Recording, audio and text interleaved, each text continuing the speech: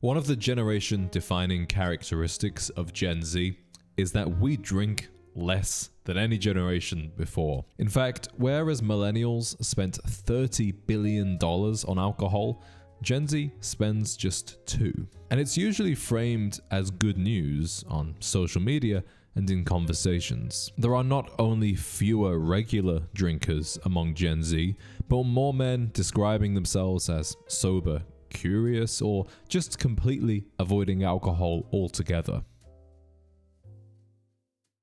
Now, on the surface, this looks like good progress because avoiding alcohol gives you better health, better sleep, better performance in the gym. It's less money wasted and normally fewer bad decisions made. And yet, running parallel to these victories are a series of losses for young men that are more difficult to swallow. Young men are more socially isolated than they've ever been.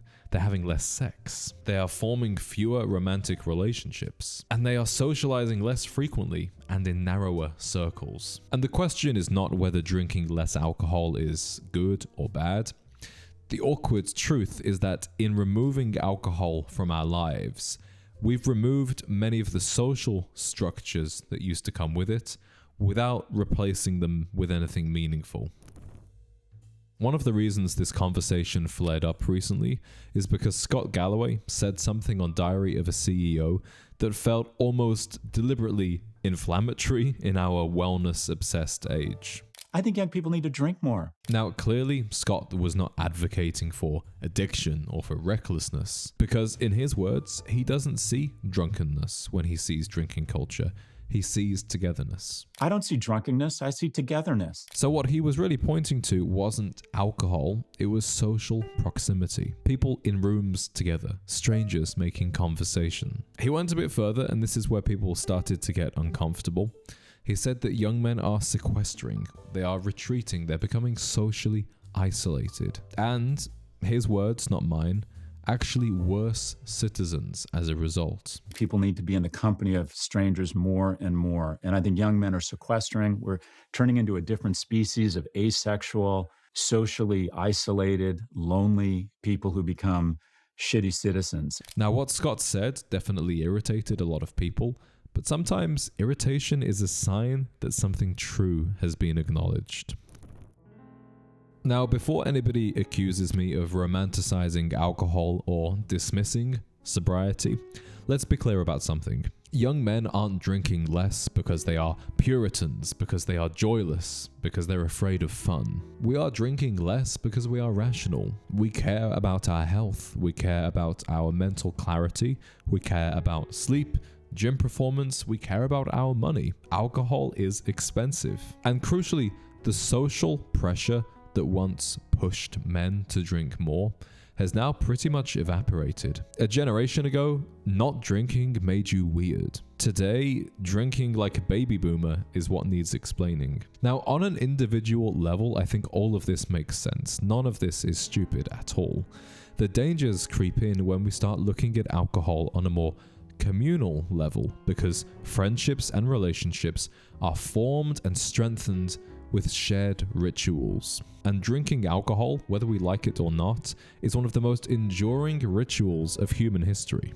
Now, putting yourself out there, whether it's going to the bar, joining a run club, or asking that girl out, can be scary, and we all want to feel as confident as we can in these situations. One thing that makes me feel confident when leaving the house is knowing that I've put in the effort with my skincare.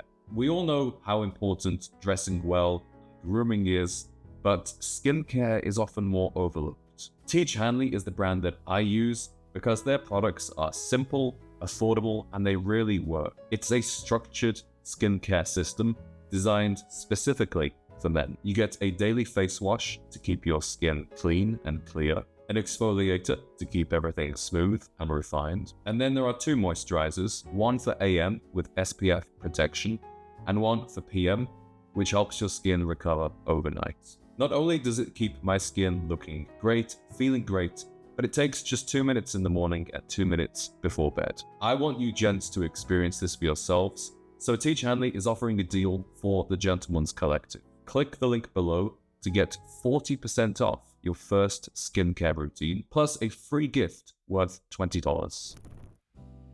For thousands of years, people have gathered around two things: food and alcohol. And it's not because alcohol tastes so good. In fact, pretty much everybody hates alcohol the first time they try it.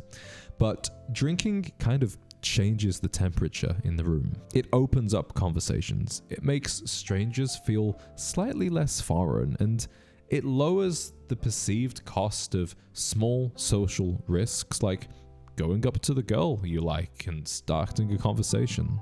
It's not an accident that friendships are forged in pubs, that romances begin over wine, and business deals are discussed over cocktails. Alcohol isn't necessarily the focal point, but alcohol creates the environment that's become an essential part of our social architecture as humans. And here's the awkward thing that we haven't really reckoned with yet as modern men. Our culture is removing the negative effects of alcohol with speed and scale, but it isn't replacing the good environments that came with it.